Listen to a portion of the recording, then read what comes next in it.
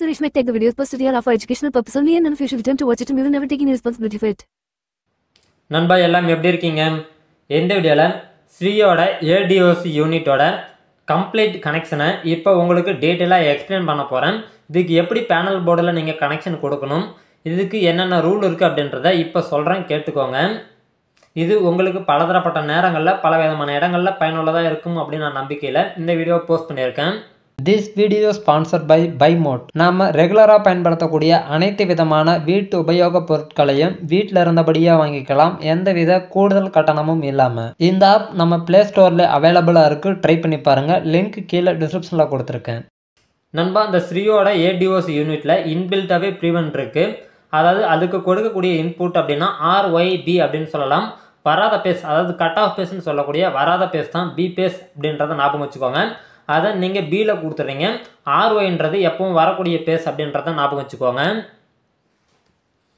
அதாவது இங்கே இருக்கக்கூடிய 3 இன்புட்டு RYB அப்படின்னு சொல்லக்கூடிய 3 விதமான இன்புட்லையும் உங்களுக்கு நீங்கள் கொடுத்துருக்கக்கூடிய பவர் இந்த யூனிட்டுக்கு போயிட்டுருக்கு அப்படின்னா அதை 3 பேஸ் அப்படின்றத இந்த யூனிட் மென்ஷன் பண்ணிக்கும்.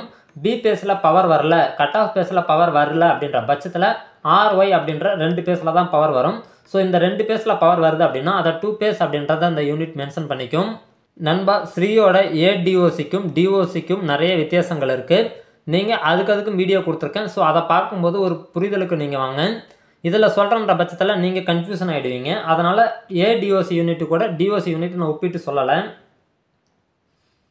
அடுத்தது பாருங்கள், காமன் RC YC அப்படின்னு சொல்லிட்டு கொடுத்துருப்போம். அதாவது சிடி காயில் வந்துட்டு பிளாக்கு ரெட்டுன்னு சொல்லிட்டு சொல்லக்கூடிய 2 லீடு இருக்கும். அந்த 2 லீடில் பிளாக் ரெண்டும், அதாவது 2 சிடி காயில் லிங்க் பண்ணிக்கோங்க, 2 பிளாக்கையும் சேர்த்து காமனில் கொடுத்துருங்க. இன்னொரு 2 ரெட் இருக்கும், அதை வந்துட்டு ஆர் பேஸில் 1 ஒய் பேஸில் 1 கொடுத்துருங்க. சிடி காயில் எங்கே கொடுக்குறது அப்படின்னா மெயின் கான்டாக்டோட கீழ்ப்பகுதி மோட்டருக்கு போகக்கூடிய அவுட்புட் பகுதியில் கொடுக்கலாம். அப்படி இல்லையா EB லைன்லேருந்து வரக்கூடிய இடத்துல நீங்கள் யோத்துக்குள்ளனால அந்த பேனலில் கொடுத்துருக்குங்க. அப்படி கொடுக்குற பட்சத்தில் உங்களுக்கு 2 பேஸா 3 பேஸான்றதை உங்களுக்கு இந்த யூனிட் அதாவது RYB மென்ஷன் பண்ணிக்கும். சிடி கையில் உங்களுக்கு அதுக்கான லோடை மட்டும் மென்ஷன் பண்ணிக்கும். அதாவது ட்ரை ரன்னு ஓவர்லோடு சொல்லக்கூடிய அந்த லோடை மட்டும் சிடி கையில் மெஷர் பண்ணிக்கும். அடுத்தது 12 வோல்ட் ப்ளஸ் மைனஸ் அப்படின்றது நம்ம கொடுத்துருக்கக்கூடிய சீக்கோ ரிலே, அதாவது டிஓசி யூனிட்டில் வேறு மாதிரி வேலை செய்யும். டிஓசி யூனிட்டில் பார்த்திங்க அப்படின்னா 3 பேஸ் அப்படின்ற நேரத்தில் நமக்கு சீக்கோ ரிலே கீழ்ப்பகுதியில் இழுத்து பிடிக்கிற மாதிரியும் 2 பேஸ்ன்ற நேரத்தில் மேல் பகுதியில் இருக்க மாதிரியும் இருக்கும். ஸோ நீங்கள் அதே போல் இந்த யூனிட்டுக்கு ஃபிக்ஸ் பண்ணுறது அப்படின்னா நீங்கள் 12 வோல்ட்ன்றதை 3 பேஸ் அப்படின்றத ஆன் பண்ணும்போது இப்போ சொன்ன மாதிரி வேலை செய்யும். ஸோ எனக்கு இந்த மாதிரி வேணாம், நான் கனெக்ஷனை கொஞ்சம் வித்தியாசப்படுத்த விரும்புகிறேன், மற்றவங்க கொடுக்குறது போல் என் கனெக்ஷன் இருக்கக்கூடாது அப்படின்ற பட்சத்தில் நீங்கள் 12 வோல்ட்ன்றதை 2 பேஸ்க்கு மட்டும் ஆன் பண்ணி வைக்கிறீங்க அப்படின்னா நீங்கள் வந்துட்டு கனெக்ஷனை கொஞ்சம் வித்தியாசப்படுத்தும் போது நீங்கள் 3 பேஸ் லைன் 2 பேஸ் லைன் கொஞ்சம் மாறி வரும். அப்படி நீங்கள் வித்தியாசப்படுத்துறீங்க அப்படின்னா உங்களுக்கு யூனிட் வந்துட்டு 12 வோல்ட் இதுலேருந்து அவுட்புட் எடுத்து வேலை செஞ்சுக்கலாம். அடுத்ததாக பார்க்கும்போது காமன் R1 R2 அப்படின்ட்டு இருக்குது.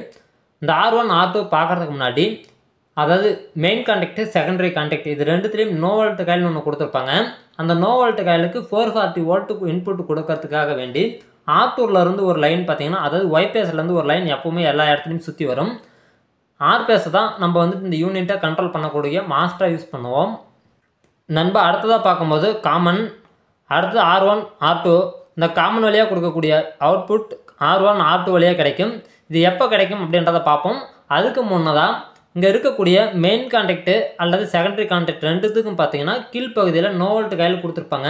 அந்த நோ வோல்ட் காயில் சரியான ப்ராப்பரான பவர் கொடுக்கும்போது, அதாவது 440 வோல்ட் இன்புட்டாக நம்ம கொடுக்கும்போது அந்த நோ வோல்ட் காயில் ஹோல்ட் ஆகிட்டு நமக்கு கான்டாக்டை ரன் பண்ண வைக்கும். அதுதான் அதோட ரூலு.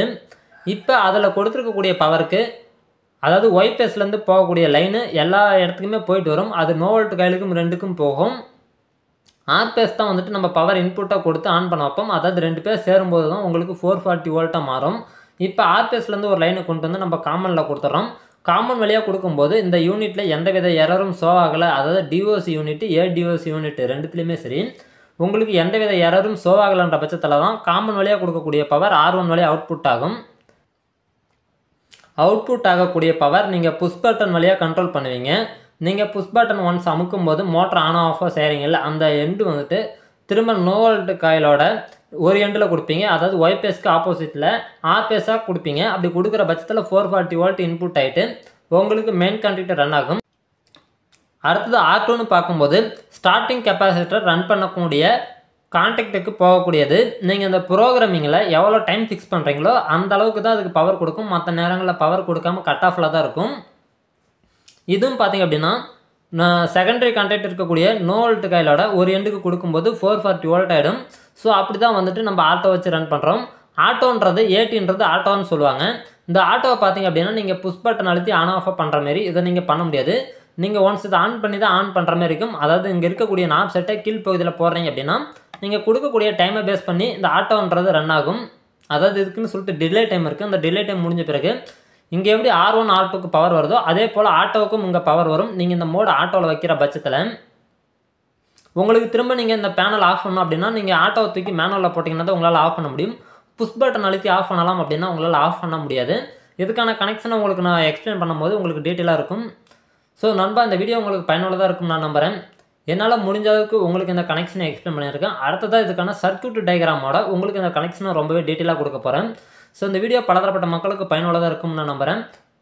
ஒரு விஷயத்தை தெரிஞ்சுக்கணும் புரிஞ்சுக்கணும்னு நினைக்கிறவங்களுக்கு நம்ம சேனல் பயனுள்ளதாக இருக்கும். ஸோ மறக்காமல் நம்ம சேனலை சப்ஸ்கிரைப் அண்ட் ஃபாலோ பண்ணிக்கோங்க. ஃபியூச்சர் அப்டேட்டை மிஸ் பண்ணாமல் தெரிஞ்சுக்கலாம். நன்றி நண்பா.